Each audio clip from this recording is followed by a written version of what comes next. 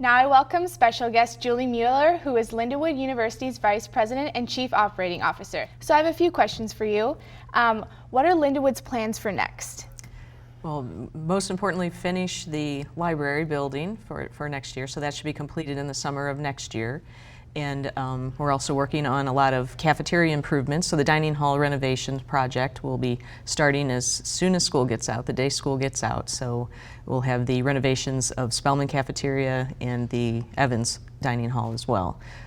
And what do you expect for how these new improvements are going to be shown towards the students?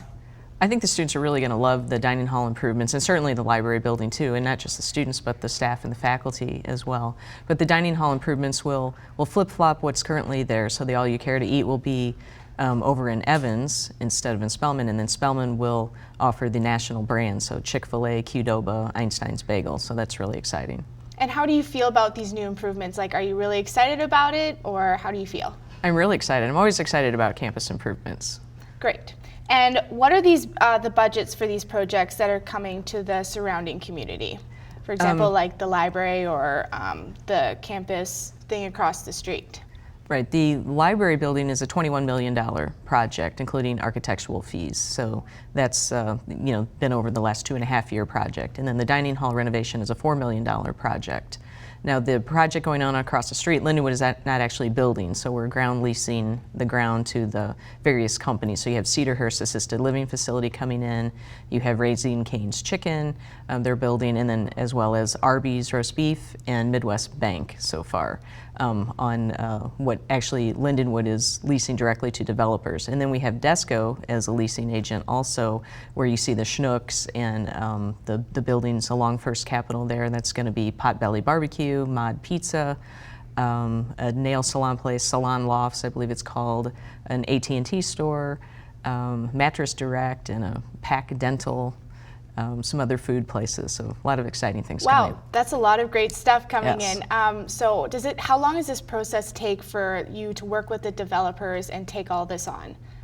Well, the original process started way back in the year 2000, in acquiring all the real estate and getting all the city approvals and things like that, but the majority of it started about 2 years ago. So I'd say from the minute we actually get a tenant very interested to the finalization of the lease is about a year to year and a half, and then depending on how large it is, the fast food places will go up in like a 6-month period. The assisted living places takes more like a year or so. Great. And how has the community responded to the construction in the surrounding community and Lindenwood as well? I think they're actually, they think it's a great impact now. It's a huge economic impact on the community. And while the neighbors were apprehensive at first when the process was going on, I think now that has certainly changed once they see the result of what we've put in place and how positively it impacts them. Great. And one final question, what does your job entail? My job entails, from a construction perspective, Lindenwood acts as its own general contractor, so that's me.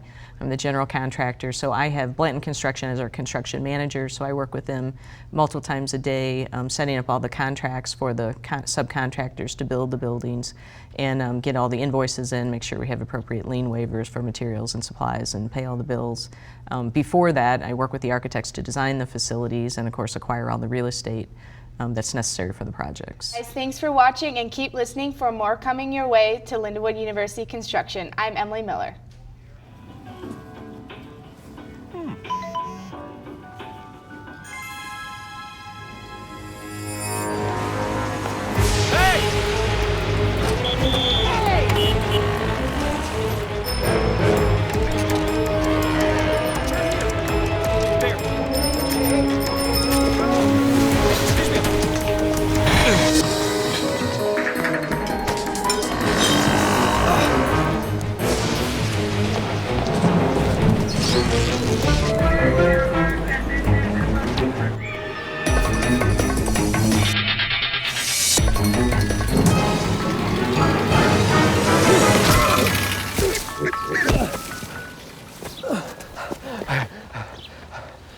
So, same time next week?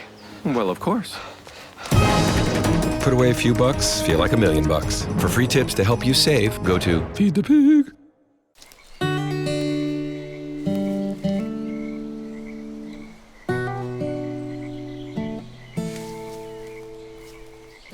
when you're out there, there's no telling what you'll find. I see it! I see it! Oh, look at you. There are some moments only the forest can inspire. Find yours at discovertheforest.org. The first year of the president's role has set the bar high with his expectations. The president spoke about a wide range of topics from Greek life to the upgrade of school facilities. President Sean Rock also spoke highly of the potential that he saw in the university and the vision he holds for it. My vision, I think overall, and I think will be the vision of the board, is our growth. What will that look like? Will it be face-to-face? Will it be more online? Will it be a combination of things? And I can tell you, one thing that's been resonating nicely is, you know, like no other, this is a place that's like no other place. And so how do we build on that? How do we look at the future in a different way? Along with the university's improvements, the president also spoke very highly of faculty involvement, the importance of student life, and Lindenwood's relationship with the St. Charles area. There's no doubt that Lindenwood is making some big changes. LUTV's Marjorie Notter has more on the growth of the university and what it is doing for the St. Charles area. Over the past 20 years, Lindenwood University has not only grown their student body, but the physical aspects of campus as well.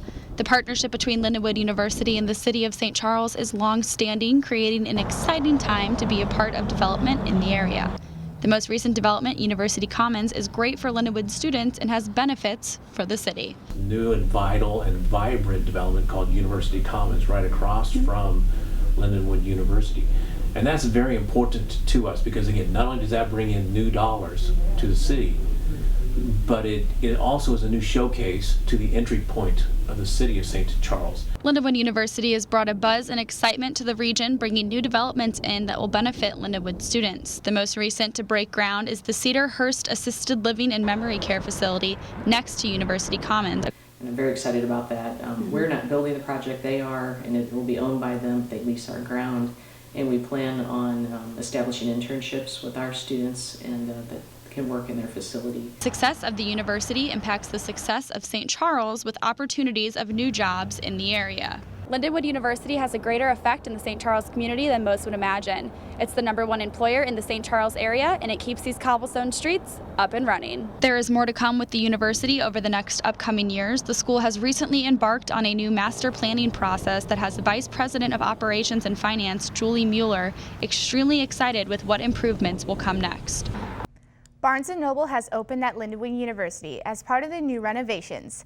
Lindenwood has partnered with the company to sell books, attire, and even snacks. Barnes & Noble is here to stay for the coming school semesters and has replaced the old Spirit Shop. The bookstore is the first big-name franchise that Lindenwood University has signed and welcomed onto the St. Charles campus.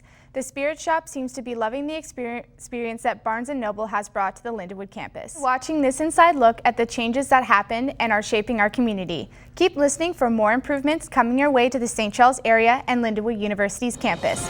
That's it for this special edition of LUTV News. I'm Emily Miller.